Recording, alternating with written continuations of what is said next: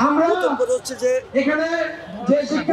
যে medical science সারা পৃথিবীতে যারা মেডিকেল কলেজে পড়ে তারা টপ মোস্ট মেধাবী ছেলেমেয়ে, সেটা আমেরিকা হোক, ইউকে হোক, অস্ট্রেলিয়া হোক, যেখানে হোক, কানাডা হোক। আমাদের দেশে এই সিস্টেমটা ছিল। হঠাৎ করে কিছু বেসরকারি মেডিকেল কলেজ তৈরি হওয়ার কারণে এবং তারা যে মার্কসে আগে ভর্তি হতো তার চেয়ে সিংহভাগ মার্কস কমিয়ে নেয়। যে মার্কস আসলে একজন নার্সিং স্টুডেন্ট থাকে বা নার্স পড়ে অথবা টেকনিশিয়ান, তারাও এসছে ভালো মার্কস পরীক্ষা দেয়, তাদেরকে ভর্তি করার জন্য এই সিস্টেমটা করে। কারণটা আপনাকে জানতে হবে কেন।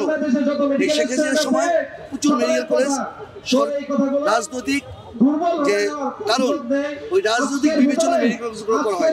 এখন যদি মেডিকেল কলেজ বন্ধ করে দেয় তাহলে তাদের ব্যবসা থাকবে না, এই জন্য তারা মার্কস কমিয়ে এনে, আর যারা মনে করেন অনেক টাকার মালিক, কালো টাকার মালিক, অথবা মনে করেন বাবা মায়ের স্বপ্ন তার ছেলেটাকে পড়াবে, তারা অনেক টাকা নিয়ে এখানে উপস্থিত হয়।